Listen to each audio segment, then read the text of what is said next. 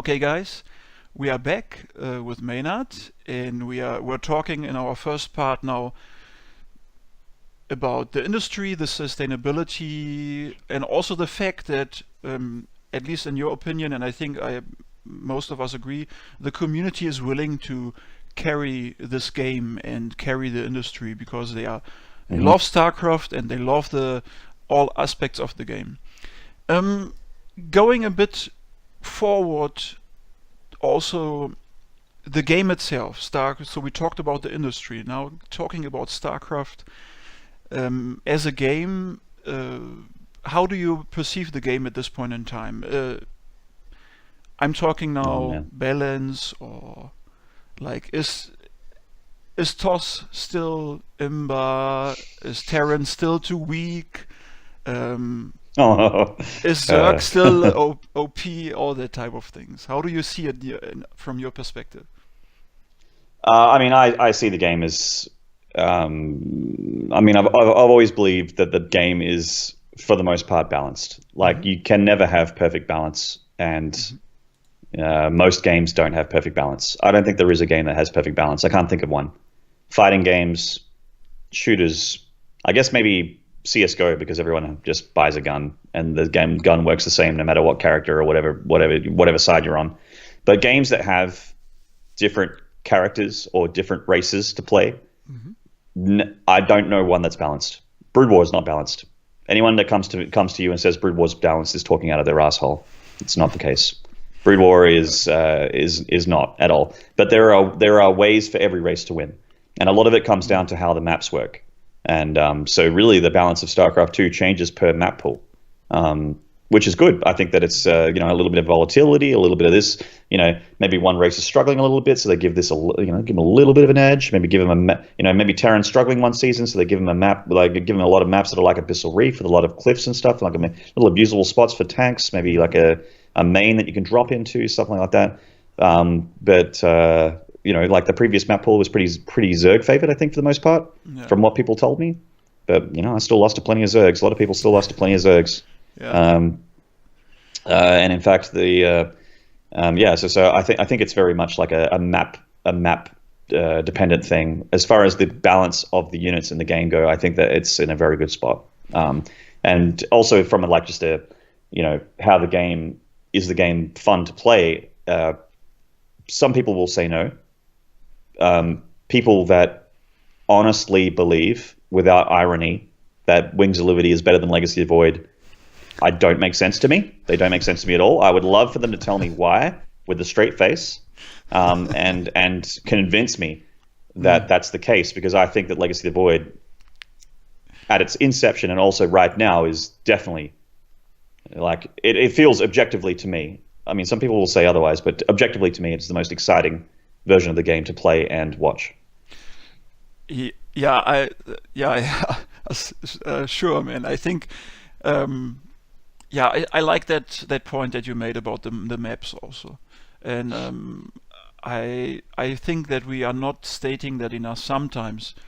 I mean, obviously, it's always small parts of our community complaining about a lot of things, and you will even find people that loved Heart of the Swarm probably, and Yeah, all that yeah. Swarm host battles for 3 hours. Some Yeah, some people loved it. I don't know how, but Mm. some people liked having a Nexus that could shoot things from across the map. I mean, like an undroppable Protoss, a Nexus that outranged siege tanks. Yeah, Like, it's some fine. people You like can, that. yeah, you can do it. But as a caster and commentator, from your perspective, you would say at this point in time, it's nice to cast Legacy of the Oh, Void, and I oh my mean that's God, yeah. how. Yeah, Oh, it's so much better, so yeah. much better. I mean, there are exciting units. The games don't last as long, so you can get through more games. Tournaments go through quicker. There's more iteration. Hmm. Like it's there's not really any boring stalemate conditions in Legacy of the Void anymore, except for like these small occasions where there might be a draw because a Terran lifts all his stuff up and there's no Stargate units or whatever to kill the stuff that's lifted up. You know, Yeah, yeah, for sure. there's some draws and that sort of thing, but I Mm. mean, those 3+ hour stalemates don't really exist in Legacy of the Void anymore. They've changed a lot of the units to make sure that that's not the case. I mean, you can still get really, really long games, especially like if a TVT turns into a mass Raven headbutt. Hmm. that could happen. But it's not like swarm hosts and broodlords shooting free units at each other, and you just sit there clawing your eyes over your skull because you're like, "What is this game?" Oh Which I man. remember casting a lot of on Daybreak in Heart of the Swarm, Mm. and I'm Oh. just like, "What?" I actually was questioning my life decisions at that point when I was watching this, watching these games. But Legacy of the Void, a lot of it is built in the way that it makes sure that that kind of stuff doesn't happen, and it has a lot of spellcasting units and units that are direct counters to others. So, yeah. As a caster, is there anything that you would wish to maybe be adjusted at this point in time, a bit at least, or is it okay for you? Hmm. I mean, there are some units that are annoying to deal with. Hmm. For instance, I find Oracle tagging quite annoying. The fact that the Oracle can reveal your units and can constantly do that, it's very, very hard to kill it. Hmm. But I do also have to concede that that's probably necessary. Otherwise, Protoss will die a lot. So, I want races to have a chance against each other. As much as I like my race, the Terrans, as much as I like to win games, if I'm beating up on a race that never had a chance to begin with, then it doesn't feel good. The reason why I like winning games is because it feels good to win, because it's a challenge. But there's units like the Oracle's reveal, which kind of is, I find, extremely annoying, and also the Cyclone never felt super thought out to me. It felt like it was the last unit to join Legacy of the Void. Terran had the Liberator. And I think the Cyclone was the last unit that they threw in. I think, or maybe the Cyclone was there before. No. The Liberator was the last one. Yes. The Liberator came after the Cyclone, but the Liberator I thought was great. I love the Liberator. It's an exciting unit. It's made a lot of matchups really cool, like siege base, positioning, that sort of thing. It can harass as well. I think it's a great unit, and it's also pretty easy to deal with for the most part for most people. Maybe not at lower leagues, but the Cyclone to me, ever since it first came out, has I think it's the unit that's undergone probably the most changes. That and the Disruptor, I think, have changed the most. The Disruptor completely changed how it works 3 or 4 times, I feel like, in the beta before the full release. But I think Warp Prism pickup range is a little bit silly, and the Cyclone feels like it doesn't. It feels like a black sheep to me. The Cyclone. It feels like it doesn't really have a place. It's mainly used at least for as a viewer. I mainly see it in TVTs. So at least as far as I'm following, and so yeah, it's interesting for me that you feel that way. So basically, because I was always wondering what's the intention of that unit. So sometimes I get beaten up by them. I'm a Zerg player, by the way, so sometimes they annoy me with something like Cyclone Rush or so. But I mean, I'm gold, like I'm really low league, so That's fine. I even die to Liberator. So I mean, a lot of people do. I die to Liberators all the time. But the Cyclone is kind of like a high DPS mech unit, which is also fast-ish. So it's like kind of weird, and it's anti-air. May as well. It technically has an anti-air, but not really. Like it's more of like a hey, get out of here, get out of here. If you stick around, I'll kill you eventually. Yeah, eventually. It doesn't actually. Yeah, eventually. Yeah, and some units, like I think it doesn't even kill a Warp Prism if it does it with a full lock on, and the Warp Prism's never going to hang around long enough for a Cyclone for a single Cyclone at least to lock onto it and finish its attack cycle or whatever. Yeah, I don't know. The Cyclone is actually in every single matchup in some way or form. Against Zerg, there's Cyclone rushes like you've been experiencing. There's Gumiho mech. Against Protosses, I've been using the Cyclone a fair bit as an opener. Cyclone's really, really good at dealing with pylon overcharge rushes and proxies in general. And it's really, really good at also putting pressure on early with Marines and that sort of thing, which I've been doing at TVP. And also, like you said, it is definitely in TVT as well as a early game bully unit. You generally won't see it after the early game in TVT though. Yeah. And now I'm starting to think my games, but so yeah, thank you so much for that, for your opinion on that and your insight Pleasure. from your side. there's one thing that I'm still curious about. We went now to the game itself and to some Hmm. balance questions. Uh, Hmm. I want to come back a bit to that part that we talked first about the industry. The one thing that I Sure. find interesting from your point of view, you work now in a different setup, in a corporate setup. Um, do you think so? I mean, in the sense of you worked for a software company doing that. Oh yeah, yeah. Yeah, Okay. I'm talking about that now. Being in a normal um, industry in a way. Yep. Um, We call it a 9 to 5, like yeah, a day job, a 9 to 5. Yeah. there you go, a 9 to 5 day job. Do you think we still can learn from that? As can StarCraft somehow learn from that still? Is there From a from the regular 9 to 5 industry. yes, yes. That's I mean that's sorry that's just one of my I'm not sure if I'm getting my point right. So let me just maybe try to explain it a bit. So Okay. sometimes as somebody that for example to when I get guests from outside and they pick me up watching StarCraft and then they look over my shoulder and then I have to start to explain what's happening and why am I watching this. And I mean it's nice. Mm. It's they are curious. They are open-minded. They are trying to understand why I'm passionate about it. Hmm. But then oftentimes there comes this point where they, for example, ask, so, but what do they do in real life? Like Oh, okay. the players, the casters, and all that. So it's very hard for me sometimes to get that across that this is actually a sustainable business model and there are people living from that and all that thing. So sometimes there is this comparison. How so? Mm. Okay, that's nice that you're doing that. It's a nice hobby, and they are probably all having fun.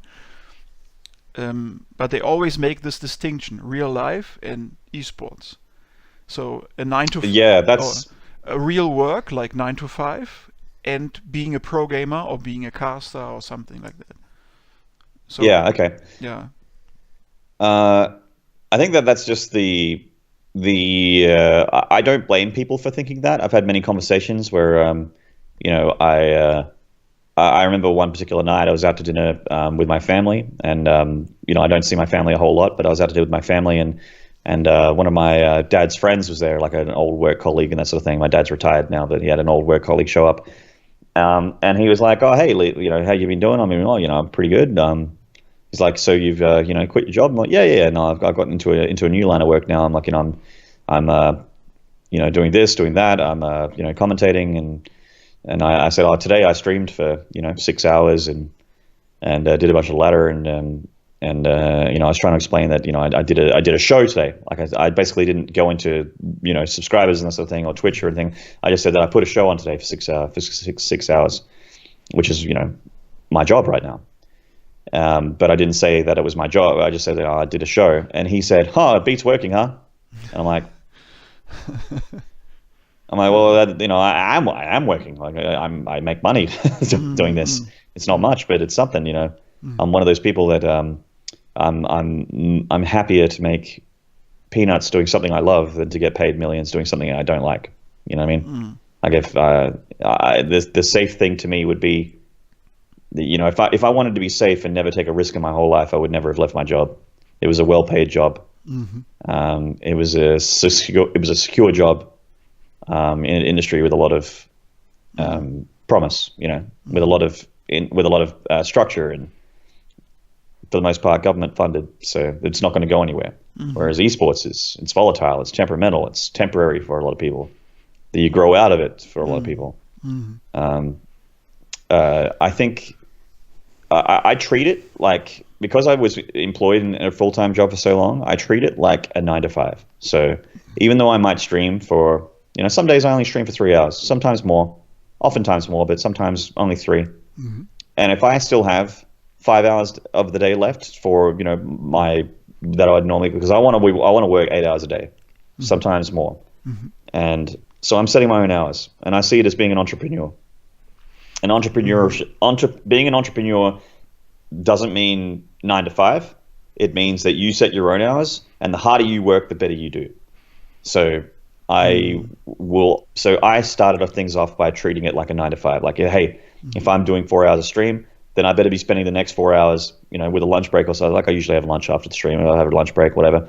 And then I better spend the next 4 hours working on something else that's going to further my, make my stream better, or do some prep for a tournament that I'm working on, or may take a Skype call with someone for a tournament, or organize another tournament with someone else, or do something to further and improve my what do you call it?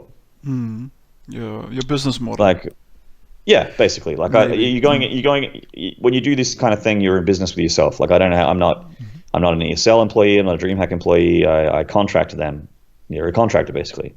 And if you sit there and you just play Steam games all day and you don't work on something, then I feel like you're gonna fall behind and never grow right now my stream is my business, and I'm trying to grow it.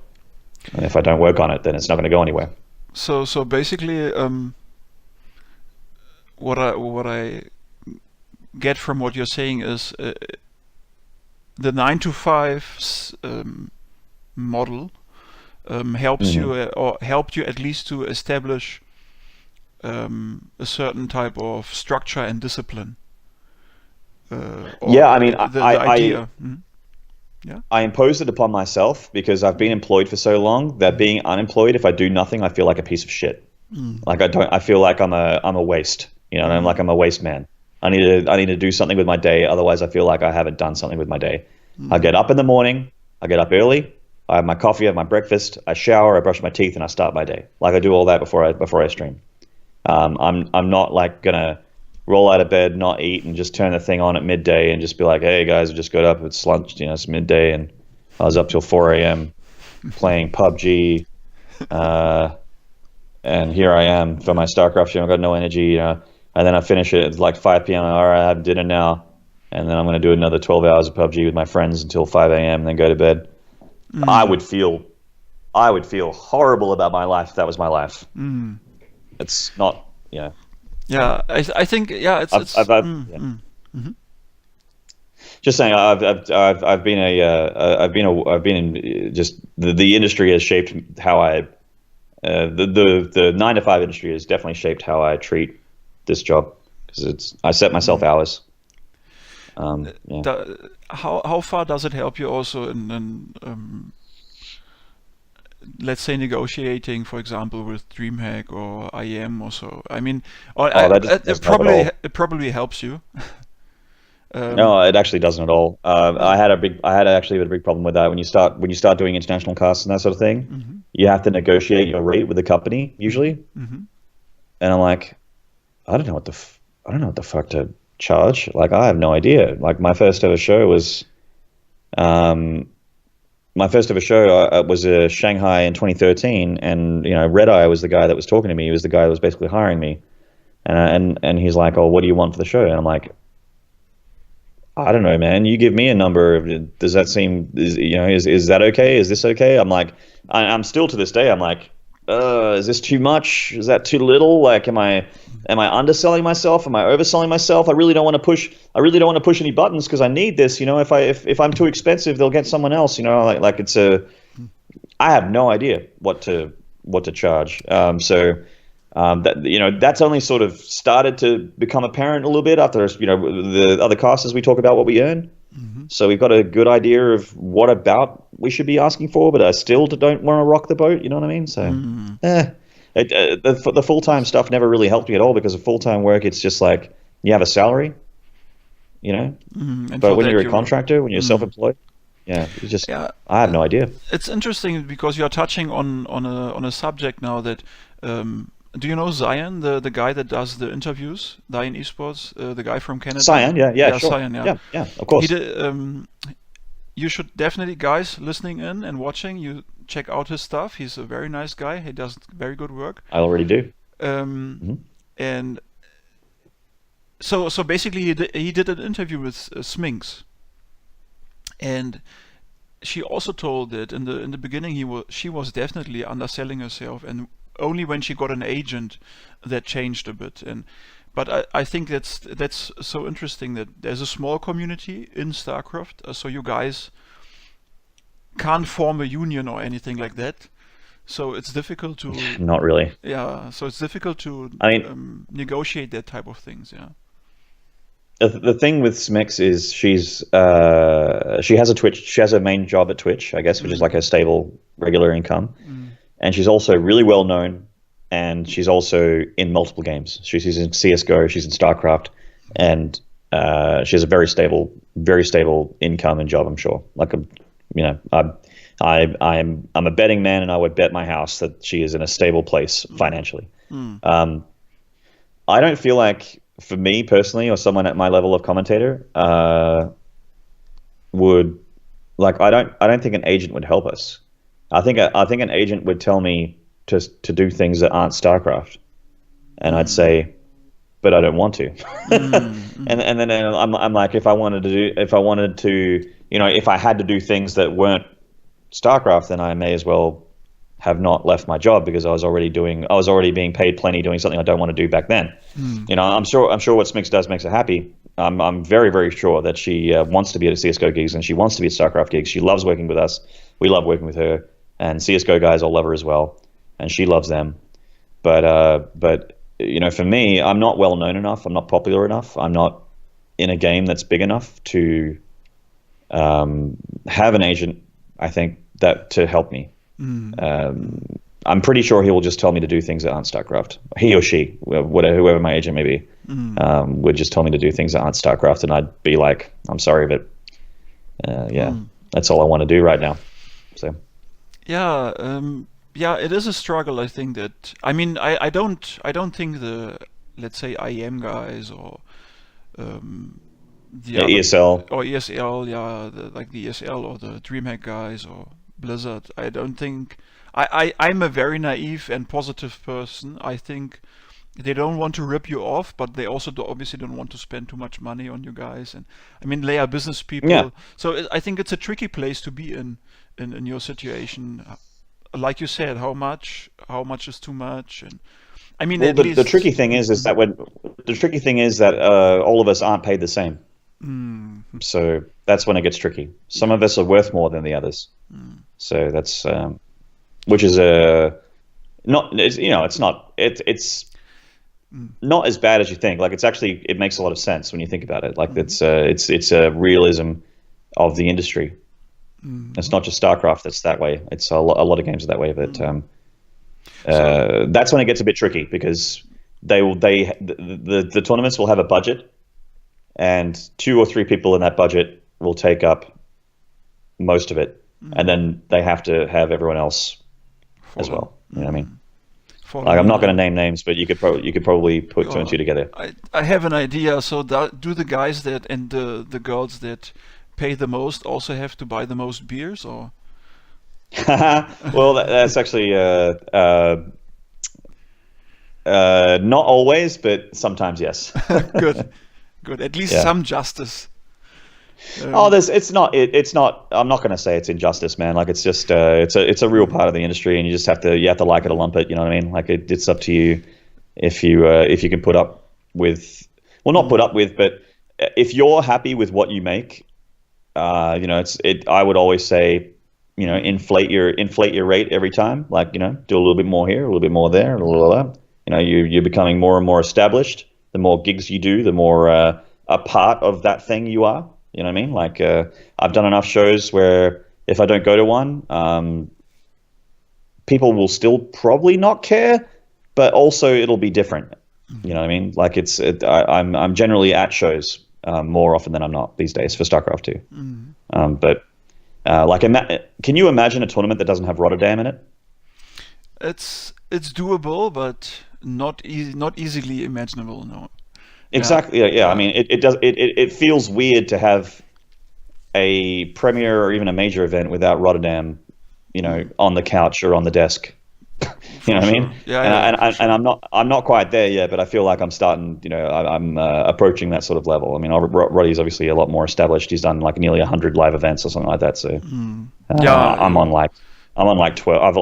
I'm not counting. He's Rotterdam's actually counting. I'm not counting. I'm on like I'd Uh, say maybe 12 maybe live okay, events. I don't know. okay. That you did, that you are regularly on, that you do regularly, Uh, like, or in total. No. no, I mean 12 events in total. I would say I don't do anything regularly. I would say WCS is the only thing I do regularly. Yeah, yeah, I think so. No. So so you are talking since 2012, or I'm confused now. So basically, you did in total 2013. Yeah, no, I'd say in total 2013. 12. Okay, Yeah, is it? It feels yeah. more. Why does it feel more? I don't know, man. Uh, It's because I of mean, I your can try and count. It's because of your aura and charisma. It sticks Oh, to it stop it! sticks to me. Stop it! No, stop it! I mean, there was Shanghai 2013, Singapore, uh and then Kat- I did Taipei, mm-hmm. Katowice, Katowice, yeah. yeah, Katowice, and then that year I went to BlizzCon. So that's 2015. This is Mm-hmm. 2013 all the way to 2015. Okay. Uh, oh no, sorry, and I did the 2012 Blizzard. I hosted a 2012 event which had Tasteless Nitosis in it. That's six.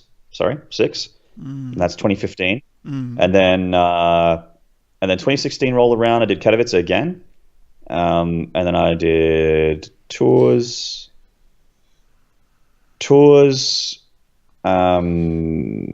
Montreal, and then BlizzCon. So that's Mm. 11. And then okay, so I have done more than 12, but I'm like Okay, still but it's like 15. so not up there with Roddy, obviously, but Roddy's done nearly 100, yeah, nearly. crazy man. Yeah, But it's he's insane. also, I mean, this traveling gets to you. How jet lagged? No, you are not that jet lagged from Shanghai, right? Oh, not at all. No, Shanghai No. is like a 2 hours difference. Okay, that's not so big, yeah. Yeah. Let's take a short break here, and then we come back to our last part, and then we try to wrap up things a bit and see if we can get a good wrap up of everything. We are back in a second, guys.